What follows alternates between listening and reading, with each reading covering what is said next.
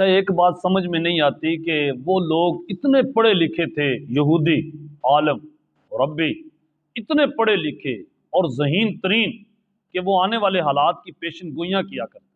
نبی کریم صلی اللہ علیہ وسلم کی آمد سے پہلے انہوں نے ایک ہلچل مچا دی کہ آخر الزمان نبی صلی اللہ علیہ وسلم تشریف لانے والے، اور ان میں بہت سارے یہودی علماء ایمان بھی لائے، جیسے عبداللہ بن سلام جیسے مسلمان بھی ہوئے۔ لیکن اللہ تعالیٰ قرآن پاک میں ارشاد فرماتا ہے کہ تم ان کے رستے پہ نہ چلنا، ان کی طرح نہ ہو جانا۔ وَلَا تَكُونُوا كَالَّذِينَ تَفَرَّقُوا، تم ان کی طرح نہ ہو جانا جنہوں نے فرقے بنا لیے۔ اللہ تعالیٰ کیوں منع کرتا ہے؟ اور اللہ تعالیٰ نے یہ بھی ارشاد فرمایا کہ ان کی مثال مثل الذین حملوا التوراۃ ثم لم يحملوها كمثل الحمار يحمل اسفارا بئس مثل القوم الذین كذبوا بآیات اللہ واللہ لا يهدی القوم الظالمین۔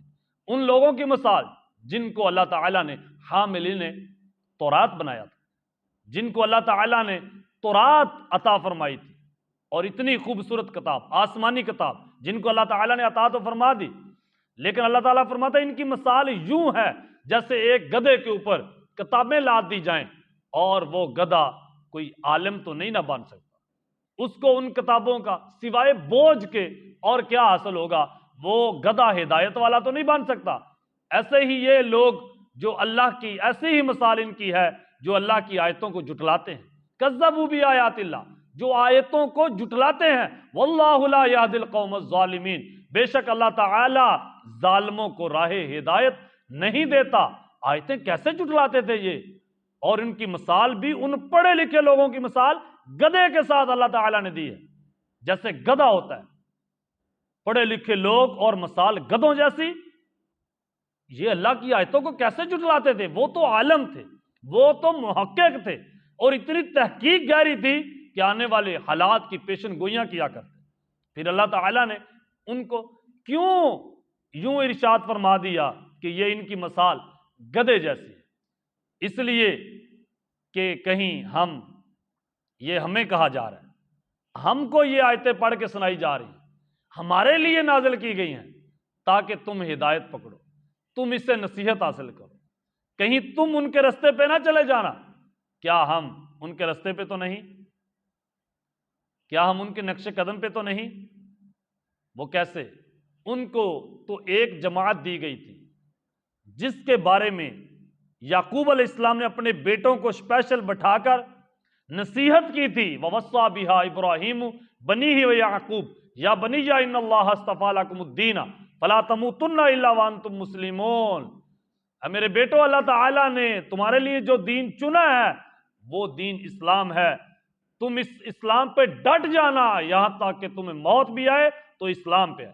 جو جماعت اللہ کے پیغمبروں نے دی تھی، جس جماعت پر وہ تھے، وہ جماعت کیوں چھوڑ دی؟ اور ہمیں بھی یہی حکم ہے، تم اس جماعت کو پکڑ لو، کہیں تم بھی ان کی طرح چھوڑ کے اپنے فرقے نہ بنا لینا حسد اور بغض کی وجہ سے۔ تو ہوا کیا ہم سیم اسی طرح تو نہیں ہو گئے؟ نہ اللہ نے کسی کو یہودی بنایا ہے، نہ عیسائی، نہ مجوسی بنایا ہے، نہ اللہ تعالیٰ نے کسی کو بدھ مت بنایا۔ اللہ تعالیٰ نے تو ایک ہی جماعت بنائی ہے، وہ کیا؟ مسلمان، اسلام والی جماعت۔ ابراہیم بھی اسلام پر، موسیٰ علیہ السلام بھی اسلام پر، تمام انبیاء اسلام پر، اور تمام انبیاء مسلمان تھے، ایک ہی جماعت تھی سب کی، سب مسلمان تھے، ان کے ماننے والے وہ بھی مسلمان، اور خود پیغمبر وہ پہلے مسلمان، اس کے بعد پھر ان کی امت کے لوگ مسلمان بنتے۔ تو ہمیں یہ کہا جا رہا ہے تم ان کے نقش قدم پہ نہ چلنا، اور ہم نے کیا کیا؟ اب دیکھیں سیم، کہیں ہماری مشابہت ان کے ساتھ تو نہیں ہو رہی؟ انہوں نے جماعتیں بنائی، کوئی یہودی بنا، کوئی عیسائی بنا، کوئی کچھ بنا، اور پھر ہمارے اندر بھی جماعتیں بنی سیم اسی طرح کی جس طرح کی وہ تھی۔ وہ کیسے؟ وقالت اليہود لیست النصارى علی شیء، یہودی کہتے ہیں کہ یہودی سچے ہیں اور عیسائی کوئی چیز نہیں، عیسائیوں کے پاس کوئی دلیل ہی نہیں، عیسائی تو ہیں ہی جہنمی۔ کیا ہم بھی ایسا تو نہیں کہتے؟ بس جس فرقے میں میں ہوں وہ فرقہ ہی جنتی ہے، باقی فرقوں والے تو کوئی چیز ہی نہیں۔ وقالت النصارى لیست اليہود علی شیء، اور عیسائی کہتے تھے بس ہم سچے ہیں، اور یہودی وہ تو کوئی چیز بھی نہیں، ان کے پاس تو کوئی دلائل ہی نہیں ہے، ہائے ہائے، ان کے پاس تو کوئی دلیل ہی نہیں ہے، کیا اوقات ہے ان کی۔